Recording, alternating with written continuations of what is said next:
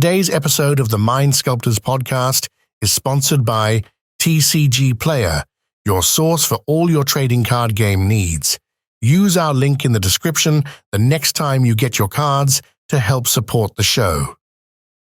Today's episode is also made possible by our Patreon subscribers. If you want to support the show directly, head over to patreon.com/the Mind Sculptors and you can become part of the SCULPTY family today.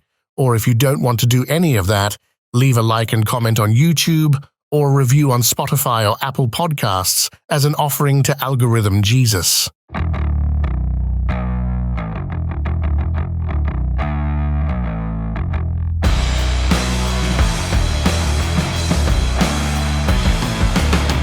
It's been like a whole ass year since I've been on. Reed was on the podcast last. Was it the tournament prep episode? It was the tournament prep episode. Jesus H. Christ. Yeah, it's been. I just don't exist in online spheres. I don't know what to tell you. Yeah, that's fair, man. To be fair, you're still the most consistent other Mind Sculptor, which is maybe the worst part. Well, once a year, every year is consistent. In fact, it's incredibly consistent. I mean, before that, you had a good streak of like 4 episodes in 2021. Yeah, that's crazy. Like you were. I was on 4 podcast episodes. Yeah. You were like a series regular in 2022. How you doing, Reed? Yeah, fine. I'm dealing with a lot of knock-on effects of current things, so yeah. Well, it's exciting to have you on.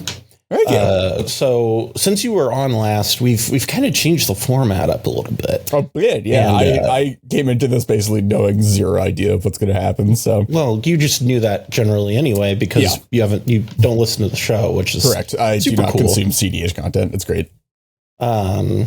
But yeah, so what we're going to be doing today is we're doing a little bit of a power rankings here, where we're going to be going through in ranking for the month of March what we thought the 10 best decks in the format are at the current moment. And so I believe we prepped you on this enough that you might have come together with a preliminary list. So I did.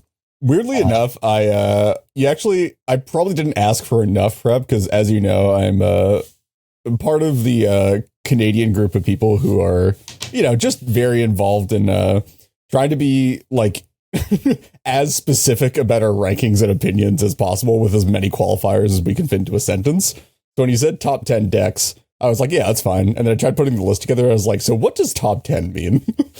What does this mean to me? Anyway, well, I'm just going to spoil this for everybody. If you see me post on Twitter, Tim Necrom's my number 1. I'm just not even going to bother dealing with the suspense. Like if you were wondering what my number 1 was, it's been my number 1 for like 6-7 months in a row now. Like it's been a minute, but so let's hop into this here. And Reed, since you're our guest, we do like to start off with some honorable mentions. And so these are some decks that might be on the outskirts of what you might normally expect to see, but are still things you should keep on your radar. And what do you got here? Absolutely. Unfortunately, so this could either go down very well or very badly, depending on what the mindset of my co-hosts here are, or the host of the podcast, which is I think my number 1 sort of just outside of the top 10 is Atali. I think the Dino is real good. That's also my honorable mention again too. I think the Dino is really good at what it does, which is cast a really fat commander when there's not a Dranith in play, and then just like not really care about removal for the rest of the game. If you don't get like completely bricked on the first flip or so, or in your opening hand, it's just like it's really more of like the Yorian style of deck, except it does like the Yorian thing. It like just does like a thing.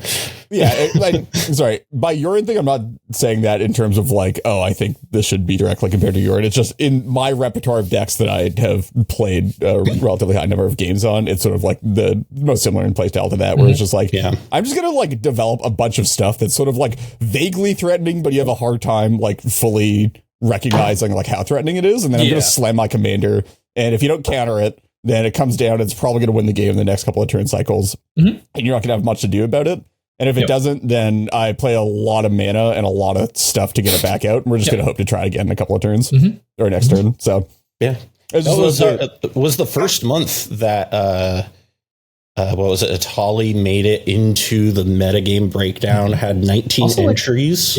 Pretty solid numbers for month one. I mean, I'm not gonna lie, I embellished those numbers a little bit, right? Like, we do some inflation of numbers, I also think it's kind of crazy that like my top 16, pardon me, from the SCG Hartford isn't even on there, right? Like, it's not even on the data set. Yeah, it's only like half of the Richmond is on there.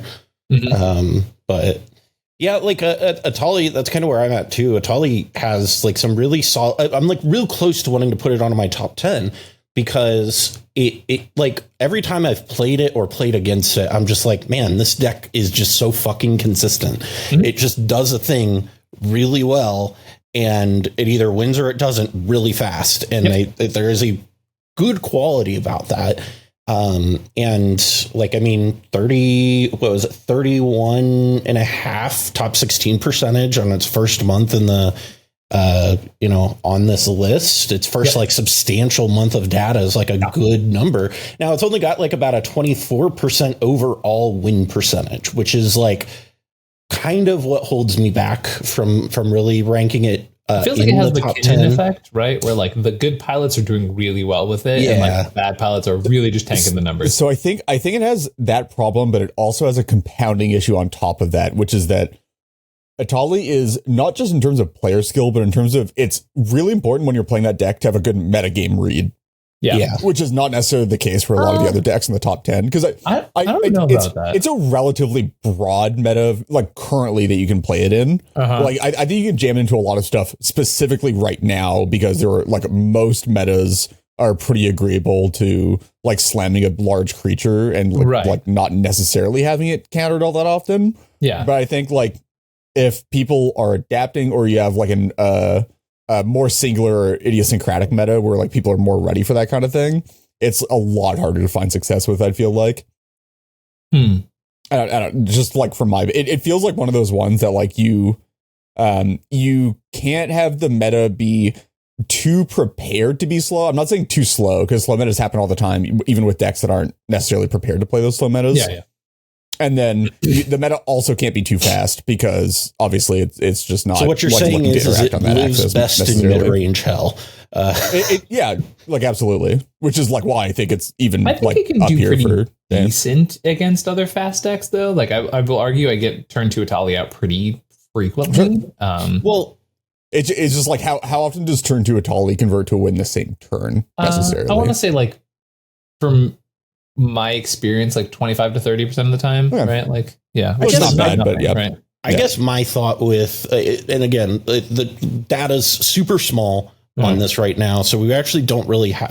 We're all kind of talking out of our ass in a little bit of a way because it's all super anecdotal. I use the data as like inspiration for my list, not as I'm not like My point of saying that is, like my anecdotal kind of like intuition with it is that it does better in the mid-range metas, specifically because your odds of hitting good cards off of your opponents is better than it is in the like faster metas where you're going to get a lot of like, oh, cool, I got a fucking pyretic ritual. Awesome. Like, hey, I mean, hitting pyretic ritual is like actually not that bad.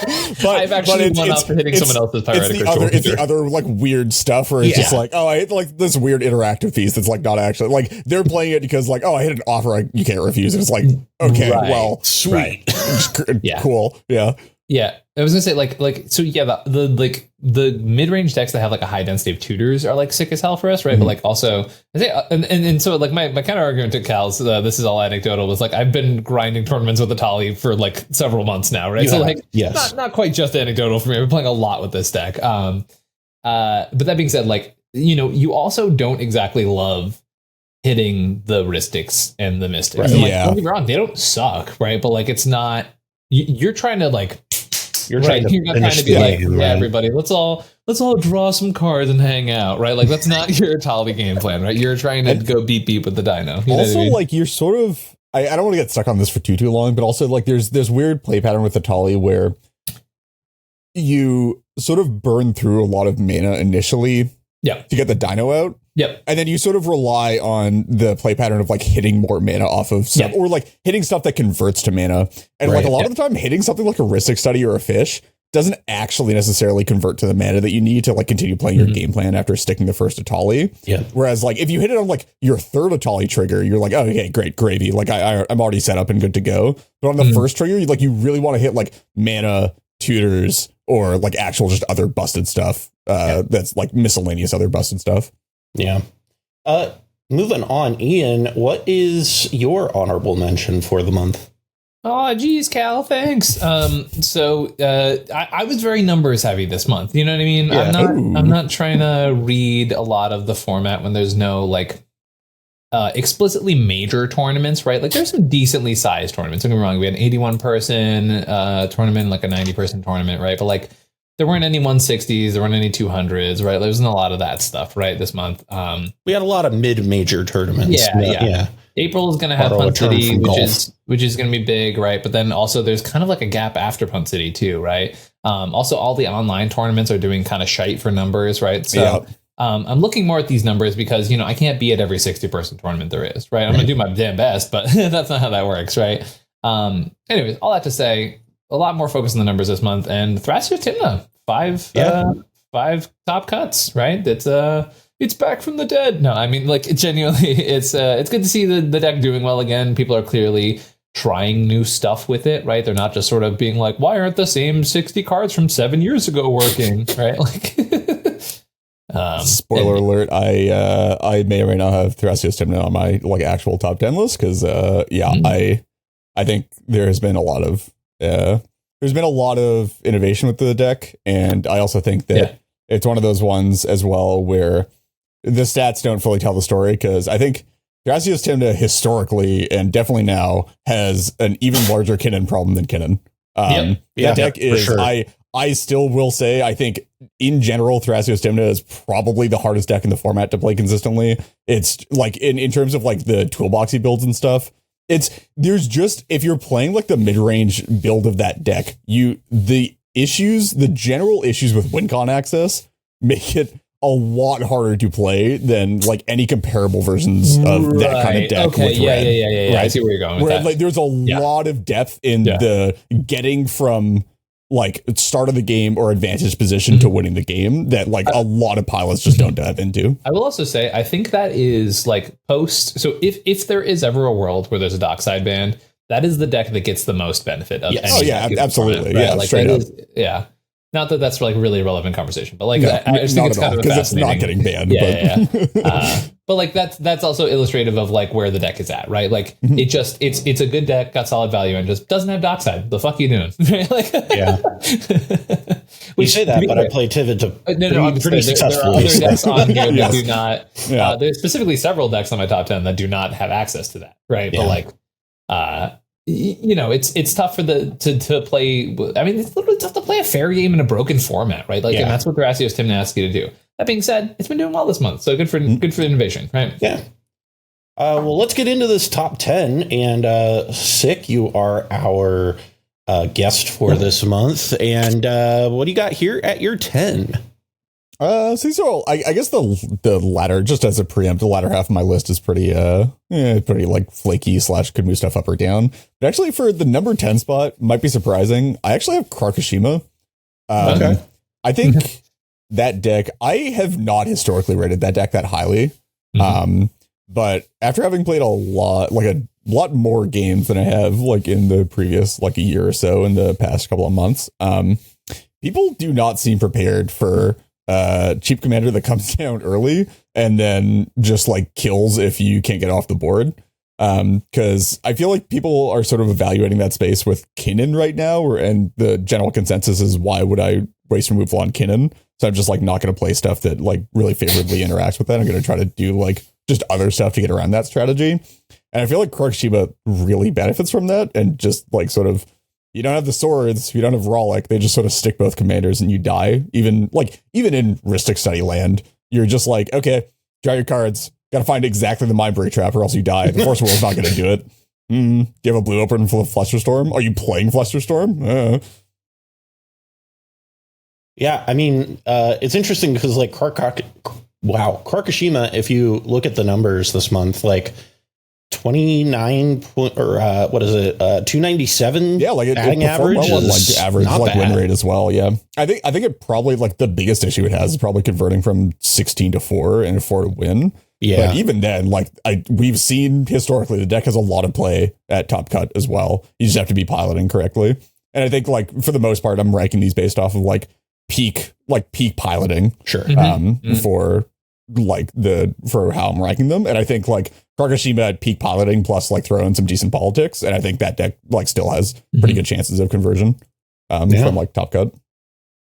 Yeah, totally.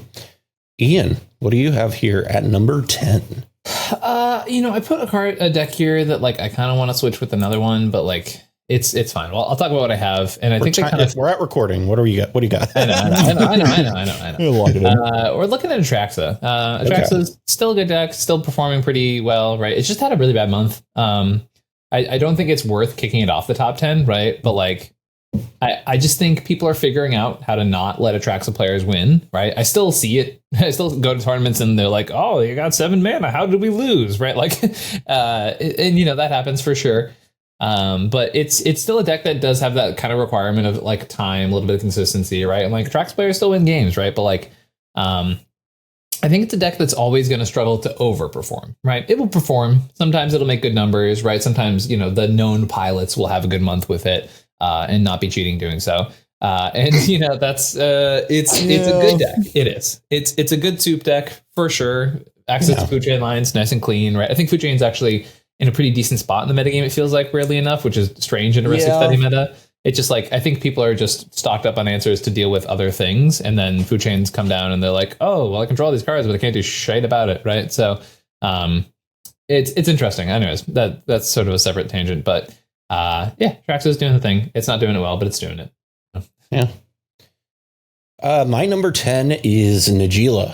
Najeela is trending downwards in a rapid pace. Did not even make my cut. Yep. Yeah, it is. I'm gonna be real. Same for me. The only reason I didn't cut it from my top 10 was because I couldn't find a deck that I liked more than it to put in. It's pretty reasonable. I think it was my 10 last month. It's staying there. Just listen. So I keep on my own like some like average stats where I like kind of give them like some point totals based on their tournament win percentage, their top 4 percentage, their top 16 percentage, their overall win percentage. And Najeela went from 7th out of 25 last month to 16th, and was passed over by decks like, let's look here, Yuriko the Tiger Shadow, Magda, Brazen Outlaw. Like, it was just lapped by decks that it shouldn't be getting lapped by. And it's just one of those things where I don't know if it's that the good Najeela players stopped playing it. I don't know if it's the strategy that they're on is maladapted to this particular metagame. It could be all of the above, but whatever it is, Najeela is just not performing right now. But I'm hearing people like Memo who are like obviously like known Najeela pilots saying like, hey, I've been having a really bad streak, right? So like there's pretty solid correlation there, right? Yeah. So, and I'm not saying that's like a Memo issue, like it might be, but like I think it's probably more so. Not. I think it's probably pretty safe to say it would be a Najeela issue or a variance issue. It's probably just a Najeela issue in the current metagame. It's like, hey, guess what? If people are packing board wipes and a bunch of card draw, the deck that's really bad at drawing cards and can block a 3/2. Just blockers, just like that's what I'm saying. If people could just like cast things that block a 1/1 on like turn 2, okay. Your commander doesn't exist anymore. The funniest thing has been the adaptation of the format where I've heard so many people with like Timnas being like, yeah, dude, I will block your Najeela. And I was like, oh man, I'm so glad we've grown as a community. It's so funny too, though, because you don't even need to block the Najeela. You just have to block the warrior. People have started to realize that. I don't know, like Team Zero 3 has known this for like 5 years. We figured that out years ago. But it turns out you just have to block the first 1/1 and then Najeela stops existing as a commander. Course, right? Yeah. You never know with me. Sometimes I'll block your 1/1 with a Ragavan. I'll be You insane. don't know what I'll do. I'm fucking crazy. You blocked a Ragavan with a Timno. That's right. That's what it was. So absolutely, you're gonna block an Agila with a Timno. I'm fucking crazy. You don't know what I'll do, man. Reed, what is your number 9? This is a weird one because this could go like either way for me, and I think it probably doesn't make a top 10 if I actually take into consideration tournament like play and tournament rules. But I have Talion here. I think Talion in a vacuum of you take the cEDH tournament rule set, or it's not the tournament rule set, rather you take the cEDH format rule set and then put Talion in a pod, and it's a very good deck. And then you apply the tournament rule set to those rules, and then suddenly Talion becomes a much worse deck because that deck has trouble closing the game. Does it? It had one of the best months of any deck this week. I understand. Think pilots have in the same way that Dawnmaker Thrasios is a slow deck, or Tymna Thrasios is a slow deck. But I think Talion's slow in the same way. I think it is, but I think Talion also like actually truly has issues with like win conditions where you have basically exactly Thoracle Yogg-Will meme bet as like the win cons. You can play Hullbreaker. It's like good. It's not the easiest thing to win with in that deck. I mean, you can establish like a lot. I only say that because it's the most consistent pilots are doing it, right? Like that's it's for me. I think if they continue working on finding WinCon access, then I think the deck can get a lot better. Because again, Ristic Study in the command zone, blue-black card pool, really good. We're in the meta where Ristic Study is like one of the best things to be doing just in general. So like having an effective version of that like in play consistently on turn 1, turn 2, great. That's like perfect. That's where you want to be. I think just the issue with the deck is that like it's probably getting better now. It's still performed really well. I still absolutely think it's one of the if we're talking about like top 10 decks, I think it's the top 10 deck that runs into time issues the most. Tivit would like to have a word with you. At least Tivit can like push for something though. Like Talion has a super hard time pushing for wins. It's just like, I'm just going to run you all out of resources and then win. I will say, I do think Talion is starting to turn a corner. Because now this is its second solid month in a row. After like for a while, it kind of sat in the like mid to bottom of the like meta game as far as like wins and like tournament success goes. And it's always kind of been like one of the more played decks, but it kind of sat in the middle with 30 entries. 27% win percentage, ain't nothing to snuff at. Won a tournament, 17% top 4 percentage, which was fucking wild, actually. I think it does make a pretty decent job. Again, though, where in terms of like its issue isn't in the timed rounds. I think it's actually strong. Or sorry, it's not. Its issue isn't in the untimed rounds. Once you make the cut with the deck, the deck gets considerably better. Which is sort of like why it's up here for me. Like I think if like the cut rounds were timed, I'm not even sure Talion would be in top 10 for my list personally, but I think just the fact that you like, if you make it out of Swiss, you make it into the rounds where the commander gets like way better. You just get to take all the time you want to grind the table out of everything and then just like win at your leisure, right? I also want to just point out quickly, like the top 4 percentage number is not one we can really hyper focus on, right? Because if your deck doesn't top 16 enough to like cross a certain threshold, right, then the top 4 percentage is going to look better when one of those decks makes top 4, right? Like, which is kind of what happened with Talion. We're like 5 top 16s, 1 top 4. Not I'm saying Talion didn't do well overall, right? Because it did with 29 sleeved up, right? Like the fact that we had a win there, we had a top 4 there, and we had a several top 16s there is like it definitely not irrelevant, right? But like I think like realizing like focusing on that top 4 percentage can have a certain amount of skew, like all of this data can, if you really look at it, right? That's why you take it all in and analyze it. And Cal works really hard on the graphics, and we're talking about these things to give you context. Go check the Twitter posts. Apply some logical reasoning to the work that Callahan has done. This is like the one episode a month that I put like a ton of fucking work into. And we appreciate you for it. What do you got here at 9? Okay, so 9, I feel like I have like 2 decks kind of at this spot, right? Because if you give me Thrasios Rog or Thrasios Dargo in the same spot again, I'm canceling you.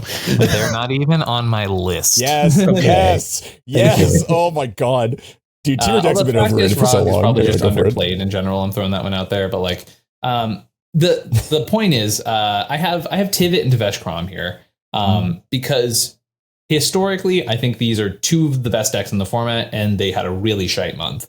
And I don't really know why 100%. Tivit, especially with how much representation Tivit got, it had a bad month. Yeah, 20% conversion rate is very bad. And that includes, like, once again, like 9 people making top 16 and a bunch making, and 3 making top 4, but that's out of 44 decks compared to like the Italian we just talked about, which only had 30 entries and had much better conversions than all of those factors, right? So it's like, you know, you throw enough Tivits at the wall, some of them are going to stick, right? But like, that's not what I'm hoping for that deck, for that performance. And Devesh Crom, I think, I just feel like people are still trying to play it in like multiple different ways at the same time, right? Where it's like, we just talked about how starting the game with Italian on turn 1 or turn 2 is busted, right? And it's like, and the amount of people I've talked to playing about Devesh Crom and like talking about those patterns, I'm like, you guys keep playing it like it's Rogsai when I need you to play it like it's Blue Farm, right? And I feel like that lesson doesn't stick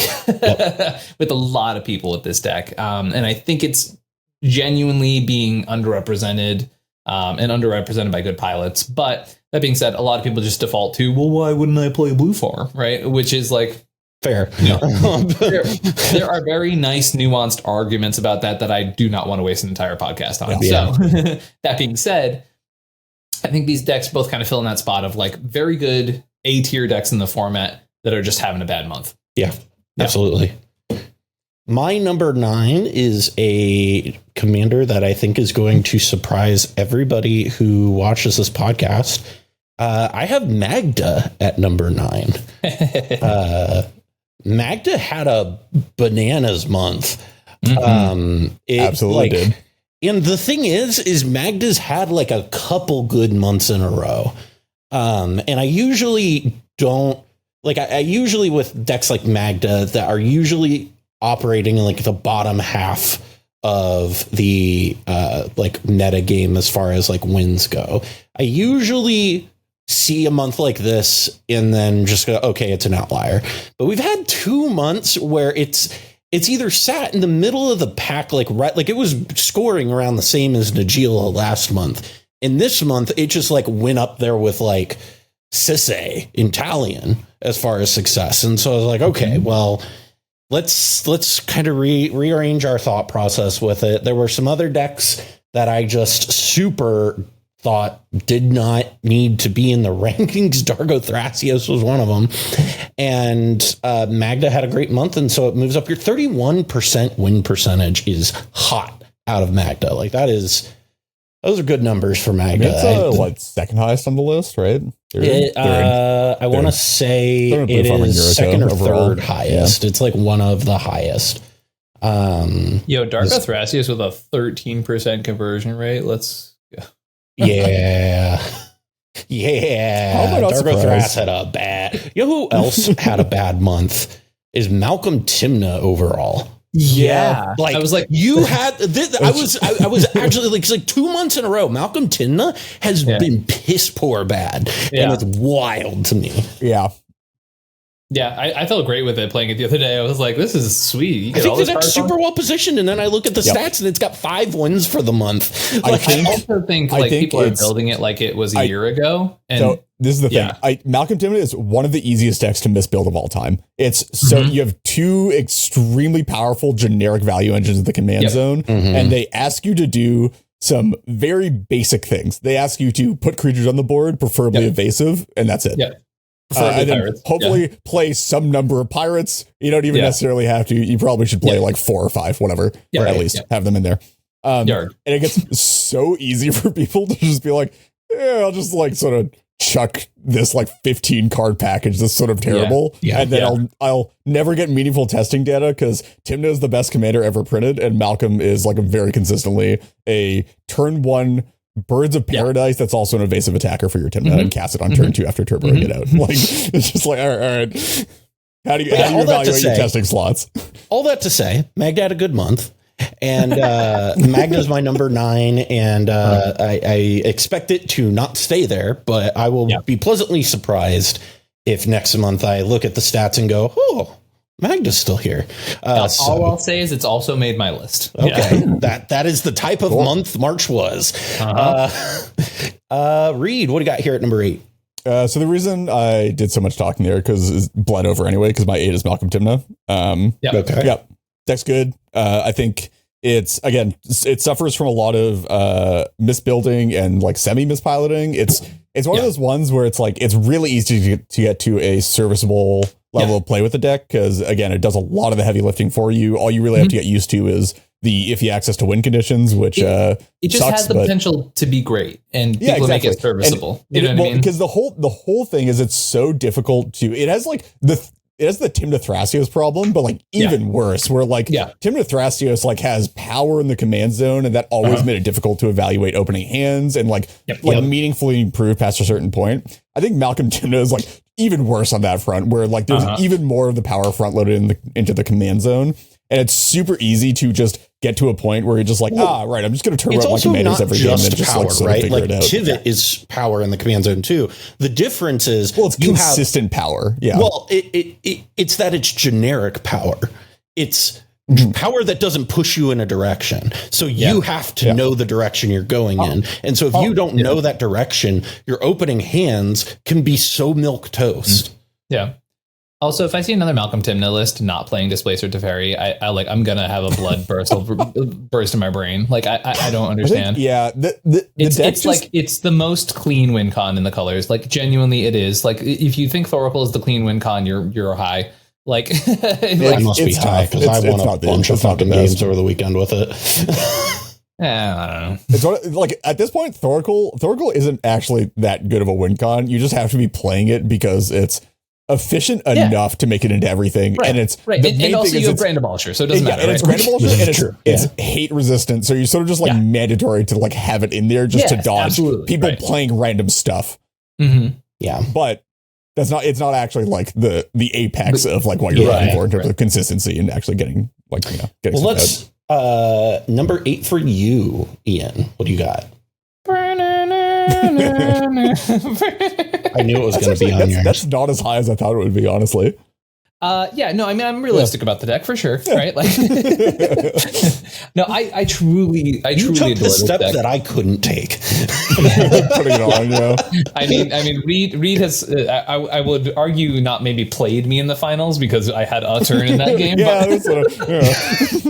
You can contribute one to my backside count. We played 2 games. Yeah. So we've battled in tournaments with this one. I think it's a good deck. I genuinely think it is. I kind of brought it thinking it would be a joke, right? And then it was like, to me, it feels like it fills that niche for me of what Winota used to be, right? Yeah, absolutely.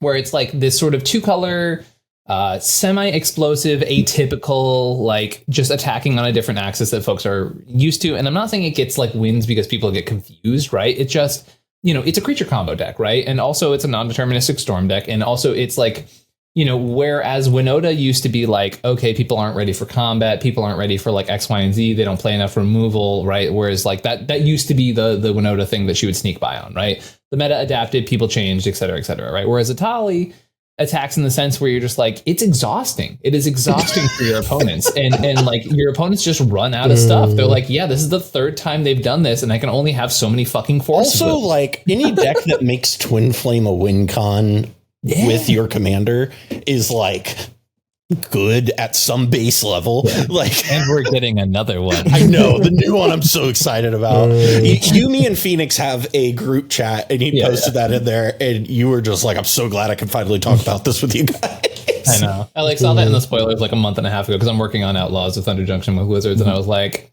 okay, I have to be really chill about this very cool Atali card that everyone knows I'm freaking out about Atali on. But no, I think Atali is like just like genuinely, it's one games that I thought I was like, well, I'm playing against a bunch of real decks. I'm not going to be able to do it. It's more consistent than I thought it was. Like that was the thing. Like when you played it, I was like, oh, well, there's a level where it's like Ian playing it and it's good and whatnot. Then I played it at MC Chicago and played like 15 games on it and won 12 of them. And then I was just like, okay, maybe this deck is a little bit better than I thought it was.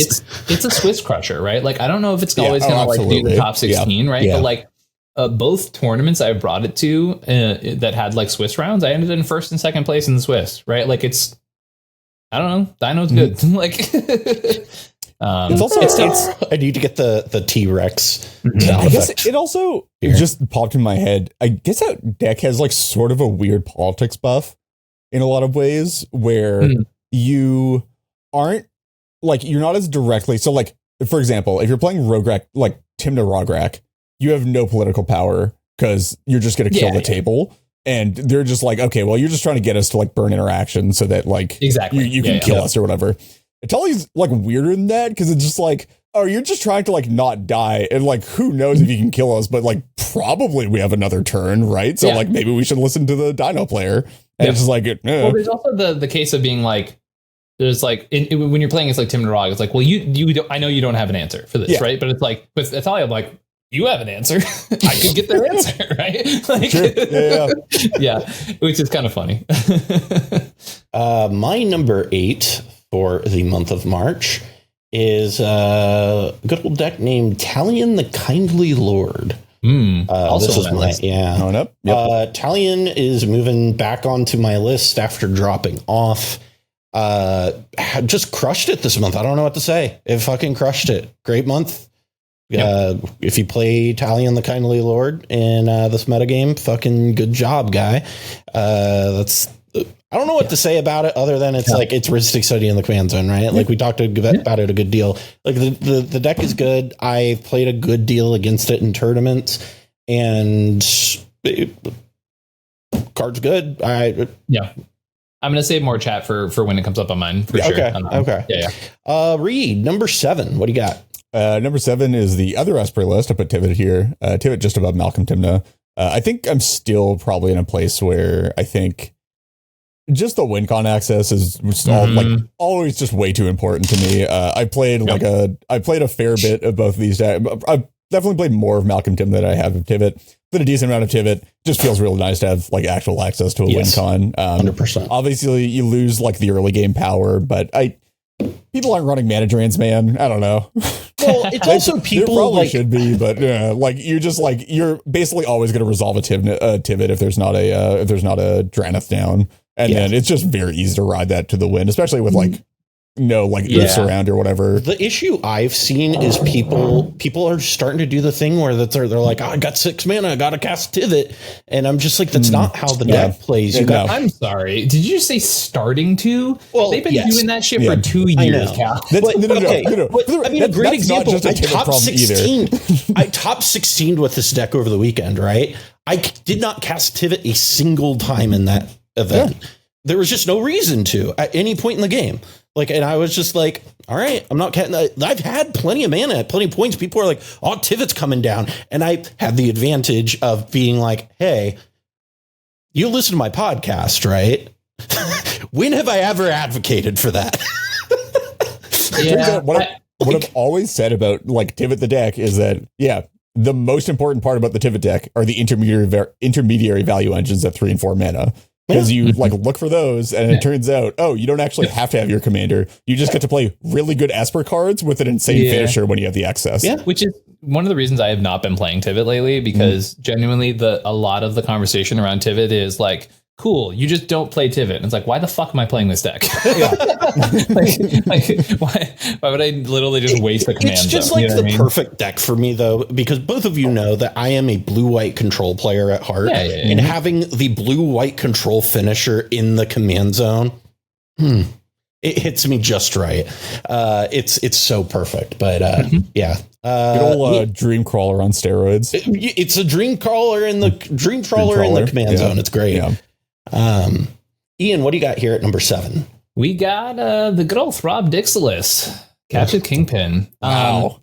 I have, to be honest, left this deck off the top cuts for too long. I think genuinely, Yes. it's like, you know, you can say what you want about the deck, but like people are playing it. It's doing consistently enough where it's like at this point you got to put it on here, right? Like, and especially once again, given the context of last month, because we look at a 31% conversion rate.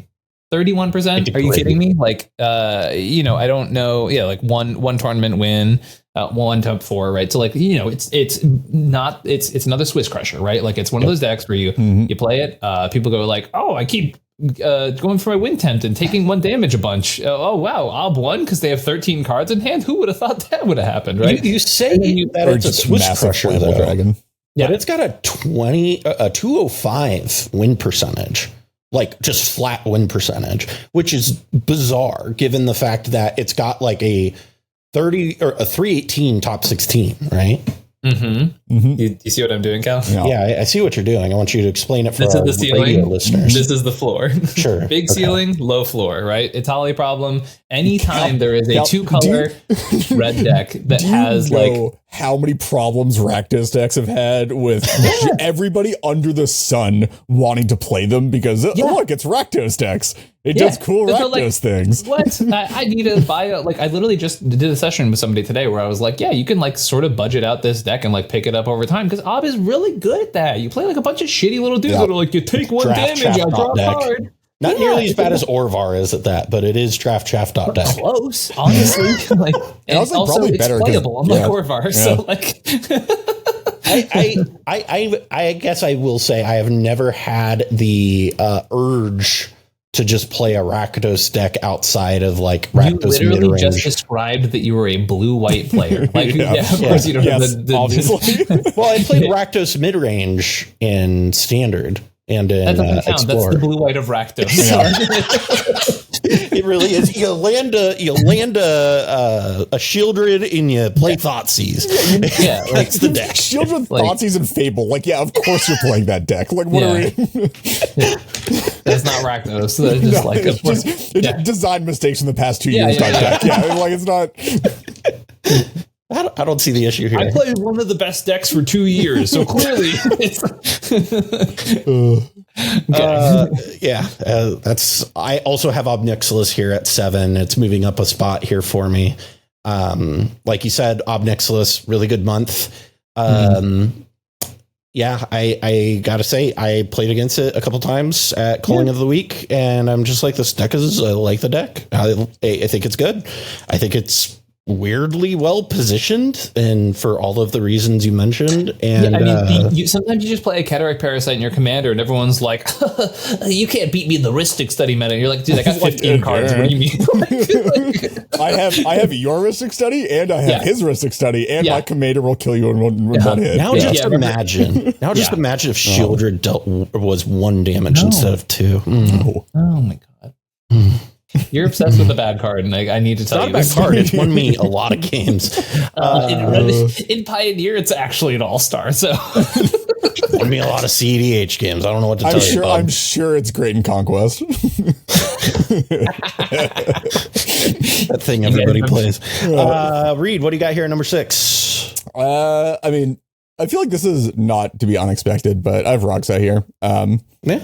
I think the deck is like good Rakdos deck, and for some reason it still stomps like Swiss rounds. But I feel like it definitely nowadays as well. It's, in my opinion, it should have always, and I think has always struggled in top cut rounds because it if you know how to pick apart the deck, which is not particularly difficult, you pick apart the first one attempt, and then you have like a 2-turn window where they have to piece back together to get the mana back for like another one. The deck basically ceases to exist. I will also throw out that we did mention a lot last month about innovation with the deck, and I still think that's still happening. I just feel like some of the lists that are doing well this month are not adapting to the stuff that we talked about, which people are working on. And it feels like really, they're still figuring it out. Also, the deck can only go so far.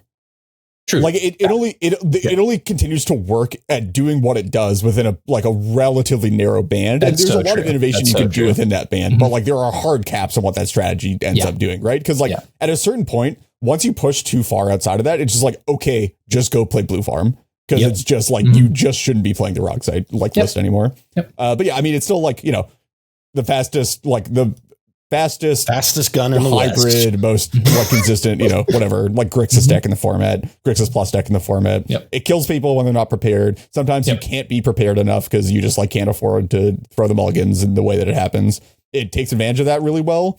But against like prepared pods, it just like people are coming to the realization that it's the same thing as Cody, where it's just like, oh yeah, they like there's just no power. It's just all speed. You just have to like deal with a thing that they present, and then you just keep playing the game.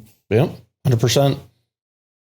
Ian, number 6 for the month of March. Yeah, when a deck has a 56% conversion rate, I feel like maybe I have to put it on my results. Dwarf mommy Magda herself is here. There's only so much I can argue about this. Like any sort of argument period, it has a 56% conversion rate for the month of March. Are you kidding me? As what? The other part of that that meant at least 8 people top 16 with it. Yeah, we had 9 people out of 16. There were 9 top 16s. Yeah, I wonder how many of those were the same pilot. I'm assuming there were only so many events this month. Like it can't be that much overlap. And also, there can only be so many Magda pilots, right? That's actually is it not true? Okay, that was just my assumption. No, I've not looked at who's actually piloting every person this deck. I've coached within the past year has been a out of Magda everyone, like player. 25% of them have been like, yeah, I tried Magda at one point. I'm like, what is with this little dwarf? But no, I mean, like genuinely, it is one of the best passion projects in cEDH. You know what I mean? 100%. Like it can be built so many different ways. There's a lot of pivot points to it. I think I've seen like straight up Magda decks that like barely ever cast Magda and like then get it all in one turn. Like I think like there's so many different ways to build it. There's a lot of pilots who care a lot about the deck that can figure out really clever lines. Like there are people who still surprise me with lines in that deck. And it's a deck that I do passively follow, right? So like that being said, I think it's a clever list. It's a lot of like people try hard with it, right? And like that's all that I think matters, right? Is like it is a list that people will continue putting work into, and eventually you're just gonna have months like this where you pop off, right? Right. Like eventually a bunch of hard work from like dozens and dozens of people is gonna end up in a 56% conversion rate. Are you kidding me? Good on you, Magda pilots. I'm like, it's not my flavor of mono red, but like fuck yeah, like that's so sick. Good for you all. Like honestly, that's so cool for you guys. I do not want to play that deck though. That's sort of where I'm at with it, because I'm not sure that it ended up in my top 10, but like it's because I think my top 10 again is like more of what I would end up playing. I think for sure in terms of just like raw performance, absolutely. Like it does the thing. 56%. I had processed that information, stored it away in the like Callahan file folder or whatever. Sort of forgot about it. Yeah, just kind of forgot about it. And then you brought that up. And I was like, the funny part is you're like part of your post when you posted these results this month, right, was like Blue Farm's a problem. It's like too good, right? At 35% conversion. Yeah. And we have Magda this month with probably because like it honestly probably half of it is because it makes up a whole whopping 1.46% of the metagame. So for sure, and that is probably why my brain filtered it out. And don't get me wrong, entries like it's not. We're not going to call it statistically significant, but I mean, you have people entering and just like it got a tournament win, right? Didn't it? No, it's just missed a tournament win, but still, like you just I don't know. That's an insane percentage, even without like being 100%, like 100%. No, again, the reason I'll get into this later, but the reason I point out Tim Necron being the problem is this is an outlier, right? Yeah, like this is not the norm for this deck. Oh, Cal, I didn't. We can soapbox that when we get to our number one. It's fine. We'll get back to it. Listen, I took heat on Twitter for my statement, and I stand by it, but. My number 6 is Kenrith the Return King. That's the Callahan story. For real. Are you kidding me? It is. Number 6 for me is Kenrith.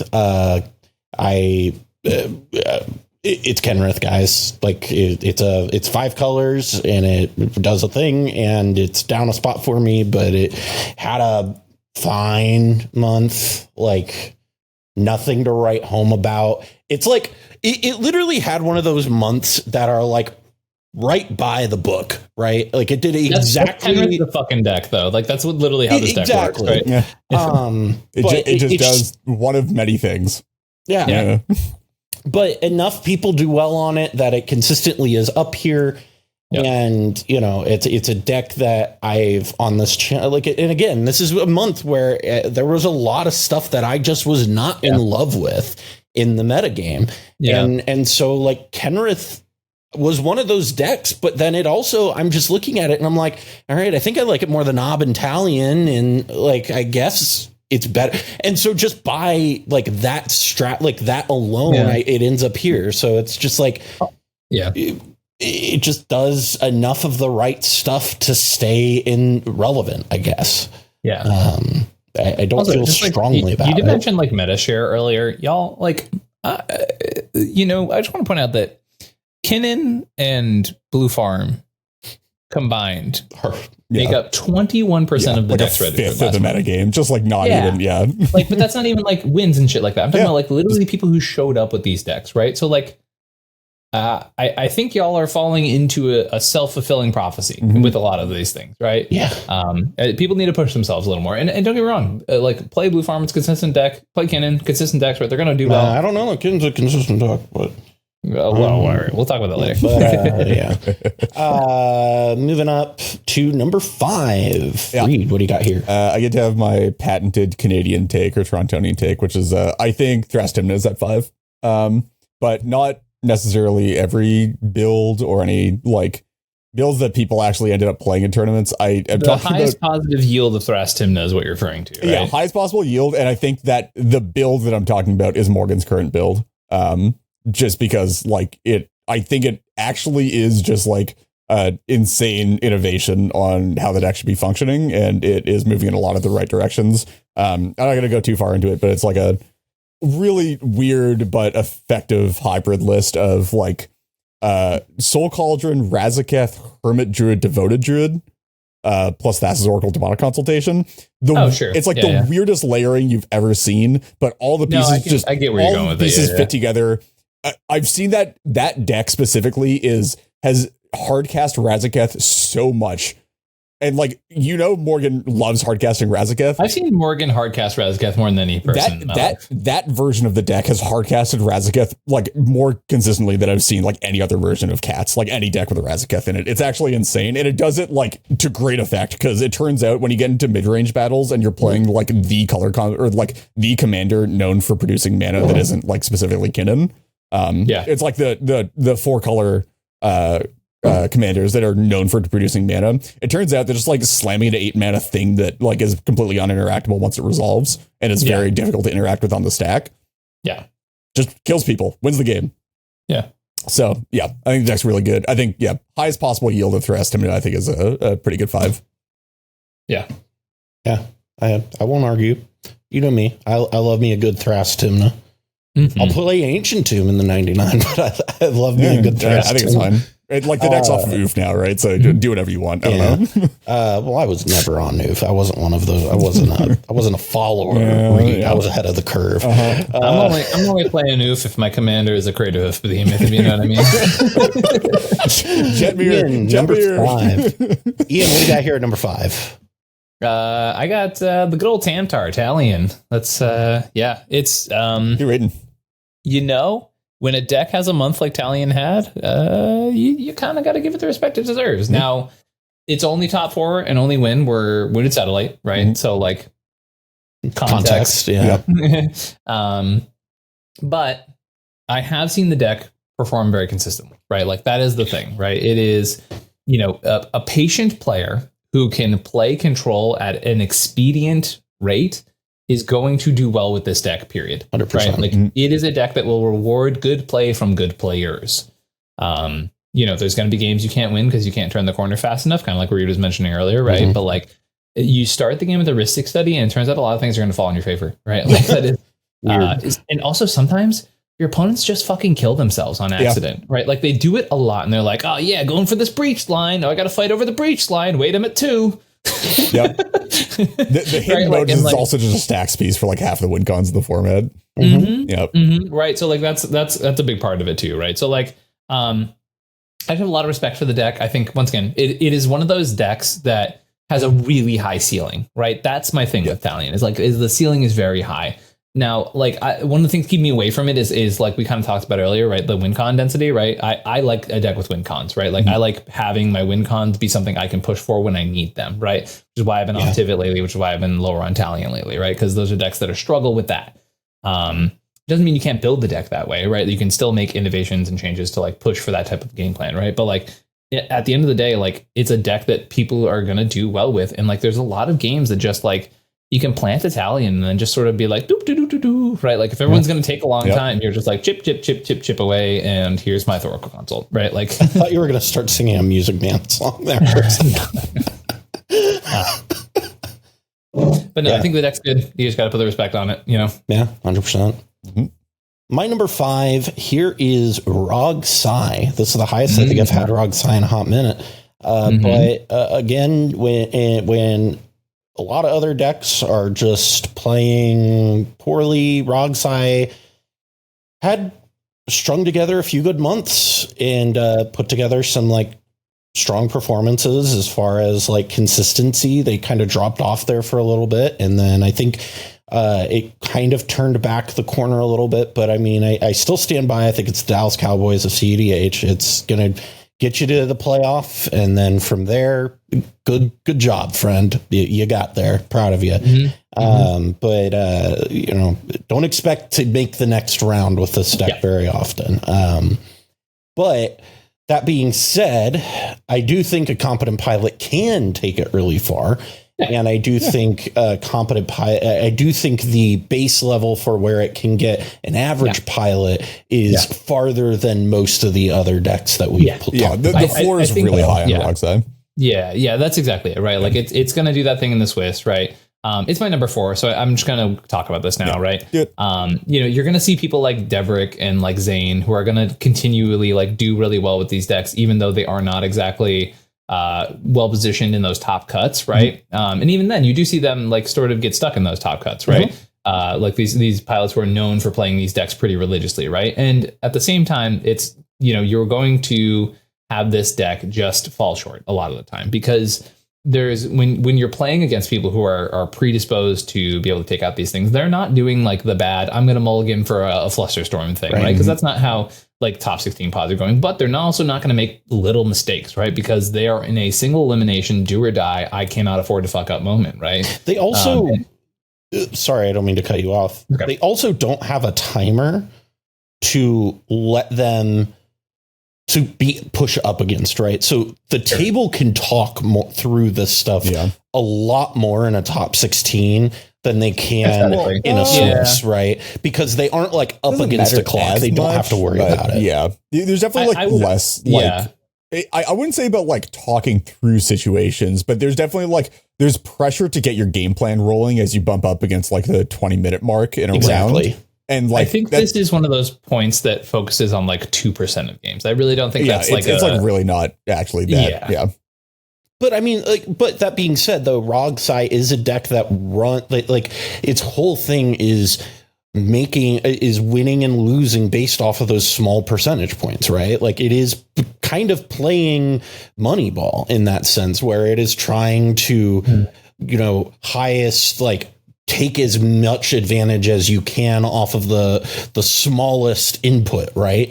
And so like Rog Sai, I think, is a deck where I am going to analyze those 2% a little bit more, just because of the fact that it already works on that like really, you know, we got to squeeze out as much as we can out of this orange. You know, we only got this one orange. I got to squeeze everything out of it. And so that's like, you know, how many metaphors can I make in one single sentence? Yeah, it's like, you know, that situation where you really got to make a cup of orange juice, but you only have one orange, you know? That common thing everybody's the thing everybody runs every week. Yeah. I don't know, man. Reed, what do you got here? Number 4. Number 4 this week is this month rather is Kinnan. Deck's good. I think Deck is pretty consistently just never going to drop out of top 5. It's sort of hard to imagine that being the case. The primary game plan is just way too consistent, way too strong. People are unwilling to interact with it, and it does well in both like forcing power plays early, and also just having a great default plan of the entire deck as mana and have a mana sink in the command zone. Turns out that's good. It plays on an accelerated like time span. It can only be so bad. I think it's like tough-ish right now just because people are a bit more prepared for it. Seeing a lot more just random removal hanging around, or just people who are willing to interact at the right points with a cannon turn, where it's just like, oh, okay, well, like, I just got to stop you from doing this exact thing and then end the game before it gets back to you. Or just like push for a game end before it gets back to you. And then, or if that doesn't work out, like the next person in turn order will get the win instead. And it's just like, okay, the threat is a bit too obvious, I feel like, a lot of the time, especially for mid-range games. Yeah. I do wonder if Kinnon's at the point where like people are Winota-ing it, right? Which is like answering it even if it's not the problem. It is definitely harder to Winota than Winota is. Yeah. Obviously, being in blue gives you a lot. The cheaper commander plays a lot of ball there. 3,000%. Yeah. But it's definitely one of those things where the more it gets focused on, the harder it gets to actually like play the game. Here is my experience with Kinnon recently. I have Kinnon at number 4 as well. My experience with Kinnon has been that I don't need. So in previous times, right, you have to have Draneth, you have to have a Null Rod, you have to have a Grafter. It's like you have to have all this combination of stuff, right, in order to disruptive. What I found now with the advent of like stuff like Dauntless Dismantler and things like that, the number of things that let you at least buy the turn, right, is higher now than it was before LCI.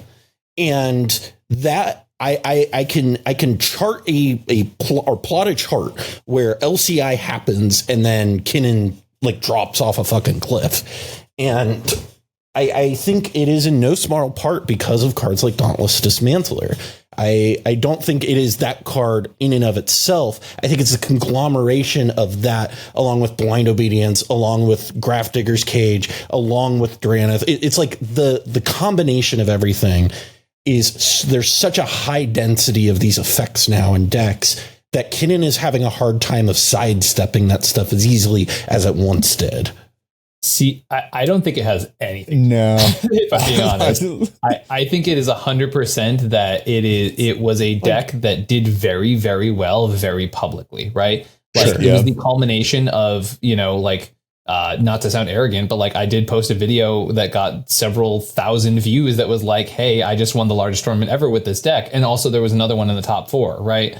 And it's been like it's been looming in like top 5 playables for like years, right? Like people have been playing this as a serious tournament deck, and for like it's just been getting more and more and more so, right? And it is to the point where, and I mentioned Winota specifically because it is in everyone's mouth, right? You sit down in the pod and people aren't like, oh, fuck Blue Farm. They're like, oh, Kinnon's there, time to get my red blast. Like they're saying shit like that, right? Like, and these are pods I'm not even playing Kinnon, I'm just listening, right, and seeing these things, and like people who are picking up casually. I mean, like at the SCG I went to, you had people who were like, yeah, I just picked this up because someone said it's the best deck, right? Like, and that sort of dialogue is starting to become way more equal to Blue Farm. And you can see it by the representation and the numbers here, right? That this is doing exactly for sure, yeah. And it's doing what Blue Farm did pre Bowmasters, right? Except for this deck is way more susceptible to Bowmasters, right? So like this deck that's been sort of being one of the best decks in the format for quite some time. A lot of the best pilots did not play it this month. I say a lot of, not all of, to be clear, for anyone who's a good pilot playing Kinnon out there this month, right? But like, you have a lot of people who are playing this deck, and people who are known for playing this deck are doing other things, experimenting with other projects, right? And then you have this deck that is, 9% of the meta share, right? Like, that's a lot. It's all over. To be clear, like the other decks that we've featured today are like most of them sub 5%. Yeah. Oh my gosh, like, Ian, you got to put your mic not right here. You got to put it like at an angle in front of you, because every time you turn your head like forward, I stop hearing you. And then like I hear you, but you get super quiet, and then you turn your head to look at your screen, and then it's like dynamic range, Cal. It's good audio design. I will do this. Sorry, I have this for my video, so that's fine. But like, we're getting to the point now with like these kind of decks where you are now expected to run into them in a round at a given like 5-round tournament, right? And what my point is, though, generally is like, and I agree with everything that you're saying. I think that is very much like part of what is going on. Yeah. But like, and this is super anecdotal, but in my experience playing Tivit, which is the deck that I play mainly, has been that before LCI, my density of effects that would disrupt Kinnan was lower. And now, you know, after LCI murders, you know, we've got like 3 sets under our belt now. I now have a litany of stuff in my deck that where it just makes like mulliganing now to disrupt Kinnan. I'm not worrying about like, and they're not pieces that are super narrow that only hit Kinnan. They're pieces that hit Kinnan and the Atraxa and the Blue Farm deck, right? I will say Dauntless is the best anti-Kinnan piece printed in a long time. Like that specifically. Honestly, so. I don't think, I think it's probably being underplayed as well, though, the impact of like OBM on that deck in terms of, I think OBM has been but it's been thriving under that environment. Right? Like I feel like OBM's been quietly picking up, not necessarily even just play, although I do think like people are just like putting OBM in the deck more, like gradually starting to pick it up for stuff, but it's more about like the usage of the card and targeting to where it's a lot better of a proactive tool, I feel like, from what I've seen, at least in some of this, like some of the pods and stuff that I've been playing against, where it's like, oh, I'll just get an OBM down. I feel like that's been happening for like 8 months though. I've in my experience, obviously have not been playing a huge amount of CEDH, but in my experience, it's been like more like previous years, like reactive or like, oh, this is gonna be like a super draw heavy game. I'm just gonna like go slam this now. Whereas like now it's just like, oh yeah, like I'll have this in my opening hand and it'll like be like a turn 2 play that I'm just gonna like hold up. Yeah, and I feel like that play pattern is very harmful to Kinnan as opposed to like doing it reactively, because if you get it down and then like Kinnan has to like cast Kinnan, dump their hand, and it's like, oh, 2 draws this turn, kill Kinnan. Oh, 2 draws next turn, kill Kinnan again. Oh, 2 draws next turn, kill it again. I think I'm still in the camp of that's been happening for a while, right? Even when Kinnan was dominant, right? Yeah. Like all of that to say, I think Kinnan is regressing and had the 3rd worst conversion percentage of all decks that made the meta breakdown this month. Like that being said, I do think conversion percentages like get a bit weird for the more representative decks as well, where it's just like, yeah.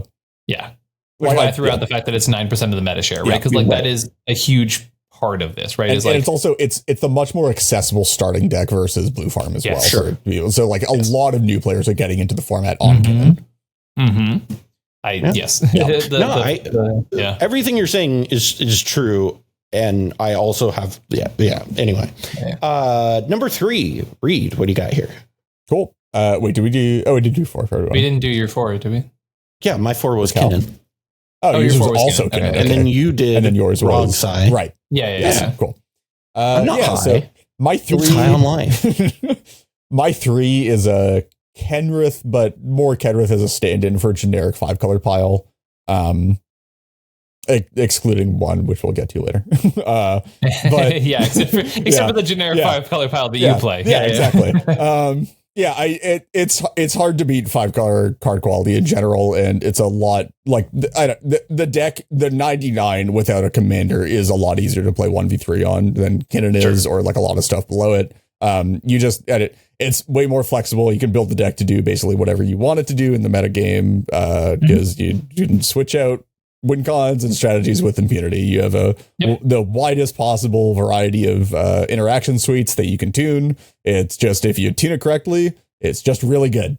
And it only gets beat out by like basically effectively 5-color, except losing one of the worst colors in the format and adding the best commander ever printed and adding in another partner on top of that. Like that's one of the only ways that you can bump up against that and actually beat it, in my opinion. Yeah. In a partnerless format, I feel like Kenrith is like one of our like, oh god, we're so tired of seeing this card. You know what I mean? Like absolutely. Yeah, for sure. Moving on up, number 3, Ian. What do you got? This is my Kinnan spot. Okay. All of the stuff we talked about is extremely relevant here, right? I think, for me, a big part of this is that context of like, there's not a lot of major tournaments happening right now. The people who are like Kinnan mains are not playing at the current moment. Right. Even in those like online tournaments, we're just seeing less representation from like players who I just think Kinnan is one of those decks that is like, if you hand a normal person a sword, they will be effective with a sword, right? But if you hand a samurai a sword, he's going to do a lot more work with it. You know what I mean? Yeah. And I think Kinnan is a weirdly shaped sword. Yeah. You know, I will be the medieval weaponry nerd here, by the way. I think the more apt comparison is probably spear to sword. You give any peasant a spear, they know how to use a spear. Give somebody a sword, they might cut their own arm off. That's fair. That's actually very fair. Yeah. My number 3 here is Tivit. Still have Tivit in my top 5 to the shock and awe of everybody. His face love. Yeah. Listen, I keep top 16ing with the deck. I don't know what to tell you. Like, I keep doing well with it. Play the deck better, I guess. Like it's, I don't Hal's know. advice: get good. Get good. Listen. Yeah, you're right. But can we be honest? Atali's the best deck in the format. No. Yeah, just everybody has to just get better. Is like the actual answer here. Tivit really is the Dark Souls of cEDH. So, oh my god, canceled.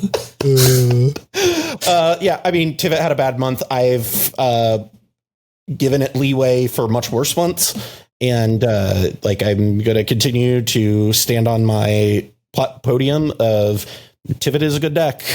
I like Tivit. Tivit's a good deck where you don't want to ever cast Tivit. Thanks, Cal. That's the lesson I learned today. It's just fucking control. It's just control. You see, Ian, it's the threat of the Tivit that's actually the power here. Yeah. It is. It's the implication. It's the implication. You know what? That's perfect. Moving on to number 2. I'm willing to bet I know what our 2s and 1s are.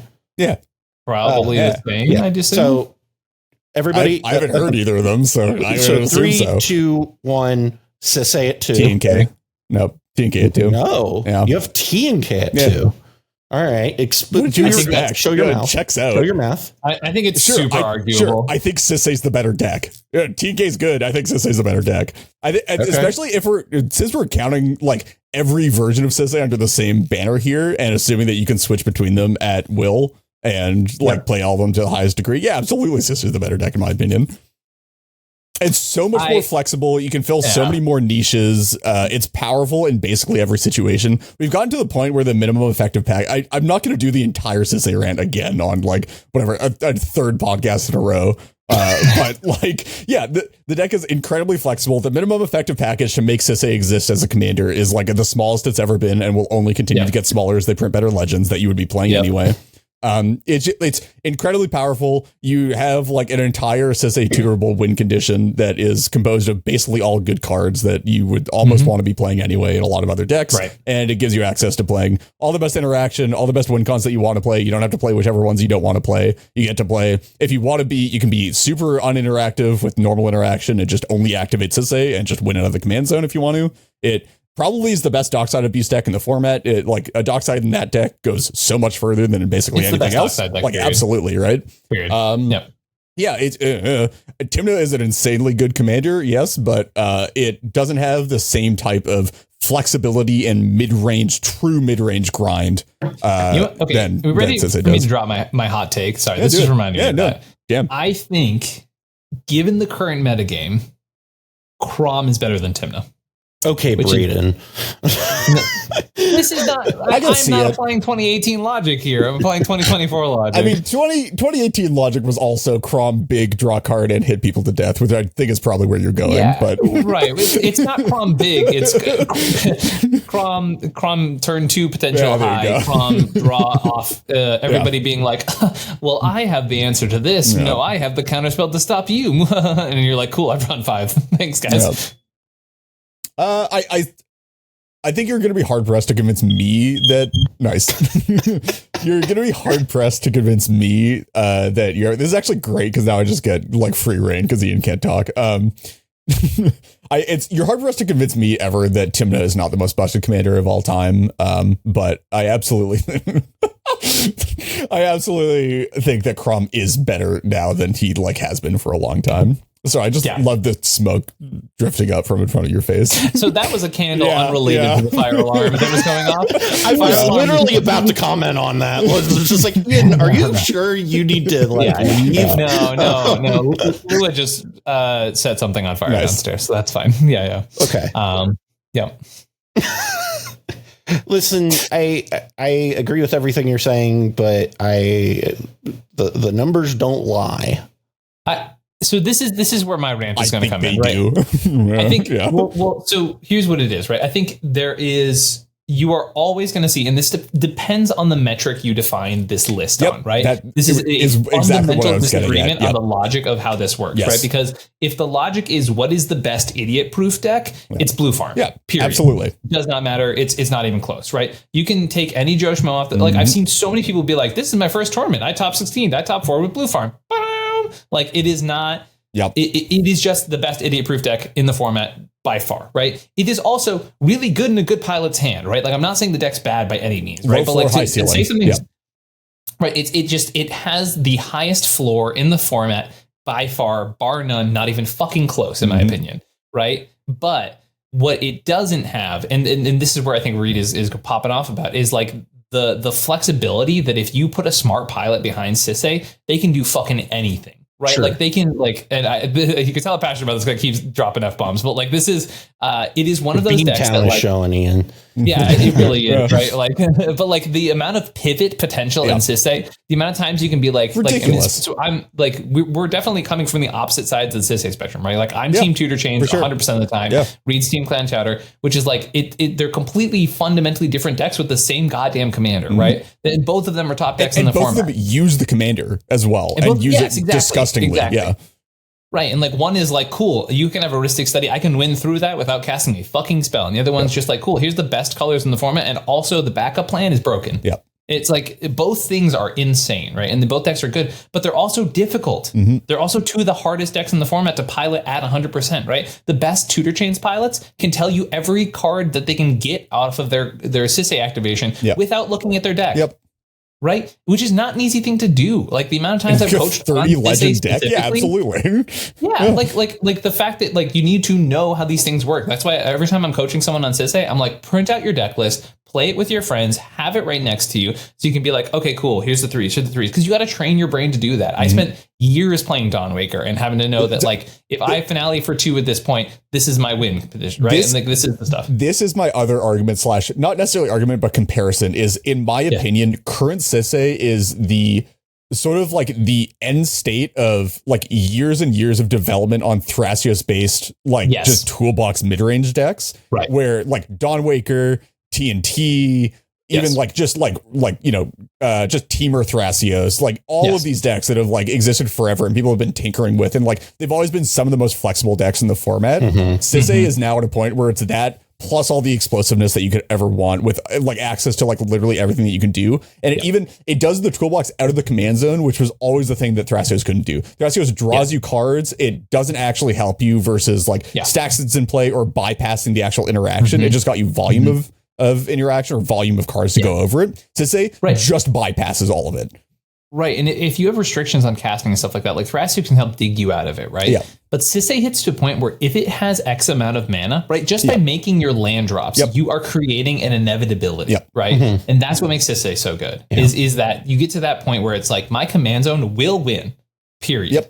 You just give me enough time. It's the same thing with Kinnan, right? But Kinnan does it in a very different way and doesn't have that same ability to be those little things. I mean, you can argue there's like Turbo Kinnan and then there's like also Kinnan doesn't and can never have a dockside in the deck. It doesn't have black tutors. It doesn't have dockside. It doesn't have, Draenith Magistrate to shut off the opposing. It doesn't have any sort of anti-meta tech. Doesn't have meta tech, right? It like misses those things. Don't get me wrong. It's the best 2-color deck by a country mile, right? But like, this is the time where, it's 3 instead of 2 or 1, right? But like, this is those times where it shows that like sometimes 5 colors is just damn good. You know what I mean? Like sometimes it is just good to have a bunch of colors in your command zone. Yeah. No, 100%. Also, can't stress enough. Blue Farm's fucking cracked. Like, Yeah, pick it up. yeah. If you just want to fucking like win tournaments and like go to your local and go grab duels and steal them from the local scrub's hand, yeah, go play Blue Farm. Go do that. So, but this is the point, right? Mm-hmm. You can't listen. This is the reason that like scam gets banned, right? Is because it's the exact same bullshit in modern, right? Where you hand scam to any player, every player, and it's just they're all doing it and they're all doing it well, and you don't have to be particularly good at the game to do it and have success with it. And Tim Necrom is just like, here's a bunch of good cards, figure it out and you'll win. And that is an advantage over the deck that needs you to play it a zillion times in order to get the reps, and so you know what you're tutoring for, so you do this thing. And that is a huge... my first point, though. Yeah. This is a fundamental disagreement in how you qualify. The difference in how we're evaluating. But this is how I evaluate it, right? Is I look at that and I see that as a detractor of Sisay, right? I see that, like, I mean, there's a reason why I have Tivit lower, is like, I think that like Tivit takes, first of all, it's not a mid-range deck, it's a control deck, and so like that's where people have that problem. And Tim Necrom is the most Christian mid-range deck I could possibly fathom, because it is just like, here is god honest mid-range. I would say satanic. I mean, like TK is definitely not going upstairs. But I mean, like, Tim Necrom is the most like, it's not like honest necessarily, but it just like, it is mid-range and it's not trying to be anything else. It just shoves good cards in your face. Yeah, and it just does it really well. And so when I look at that and I look at these stats and I look at this month and it's 35% conversion rate, 32% win percentage. I look at last month, it was 27% top 16 percentage, 33% win percentage. The month before that, 33% top 16 percentage, 34% win percentage. And then it's the same thing month after month after month. And I've been saying the same things as you guys have said about it in the past, but now I'm just beat down by a fucking year of data that is just like, I can't argue with it. Like, there's no, I don't have any arguments against the fact that it won fucking 8 tournaments this month, which is insane. And like, it just dominated. The next closest deck was Sisay with 3, and then there were just a couple ones there. Like, that is like, sorry, point in order. Sisay with 3 and half the pilots of the month. Yeah, exactly. Half the pilots, which is like, and being the harder deck to pilot. Yeah, yes, exactly. Which is substantial. But like, again, like, it is insane that you have 35% of 140 players making top cuts with this thing. That is a consistency that no other deck can claim. And that is one of the things that I look at that and I just go, there is something fundamentally broken about what this deck is doing, that like, you kind of have to fix that with, like, the only way to fix that is with a ban, in my opinion. And I don't think that's going to happen. So one card that can fix it.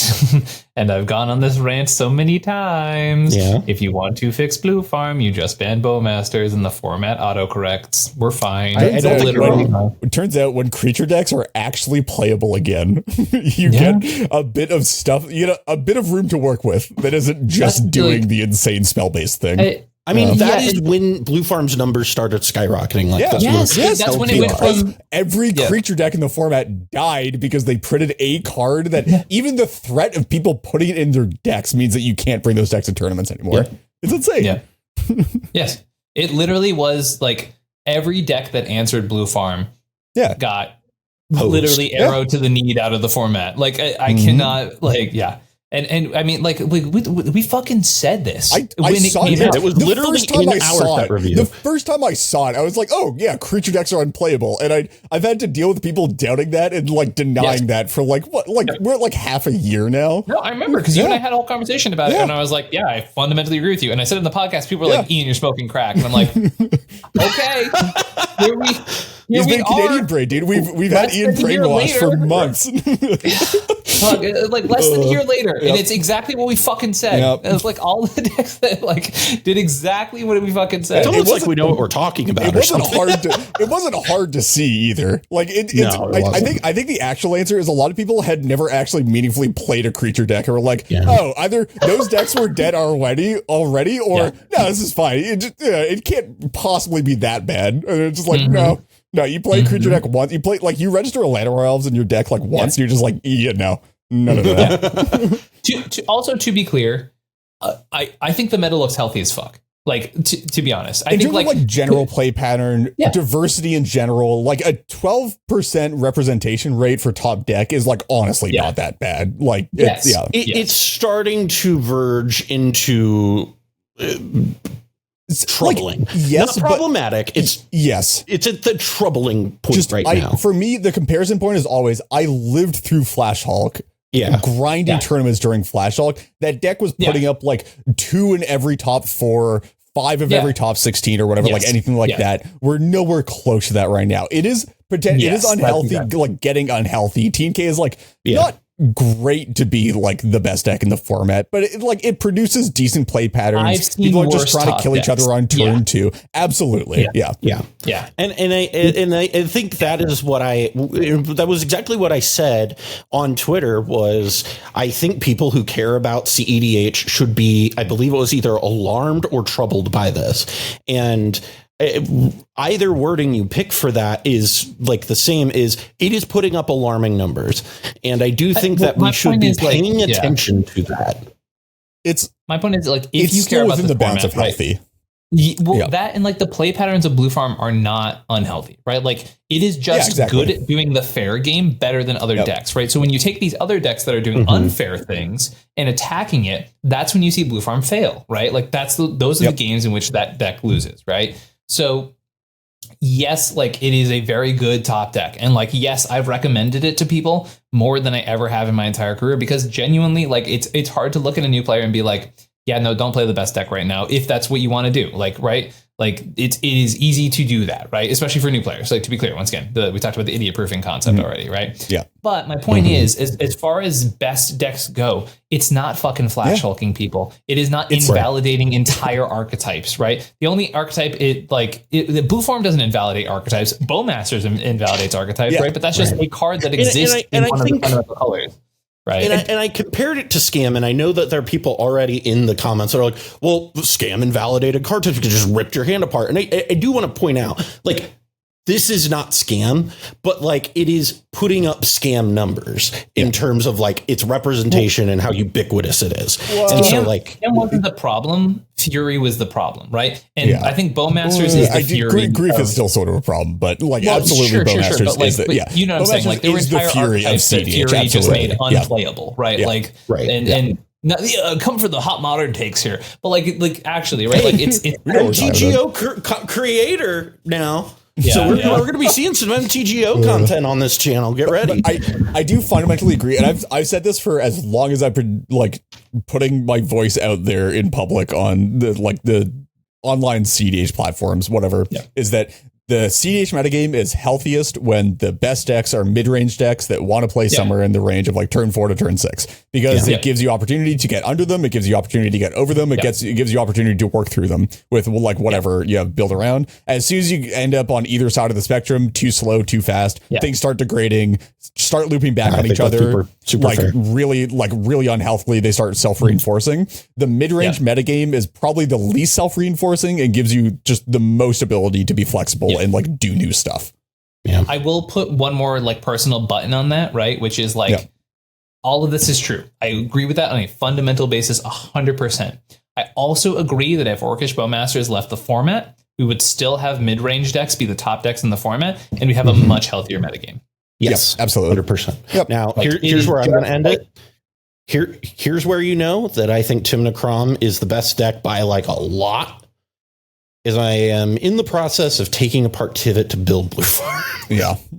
That's where I'm at. Like not casting Tivit makes you want to play a deck that starts the game with 2 free card advantages and another color. No, I don't want to play Tymna Kraum, but like I just look at it and I played against it and I'm like, hey, Breach would be nice. Like that's really all it is. Like I love Tivit. I think it's super well positioned. I just Yeah, it turns out chucking your commander in the trash that you weren't using anyway for two of the most busted cards in the format in Dockside and Breach is that's my not a bad point, Cal. idea. This is why I haven't sleeved up Tivit in months. It's because I keep going, well, it's like, if I'm not casting Tivit, why am I not fucking playing Blue Farm? I keep top 16ing with it, so like, I don't know.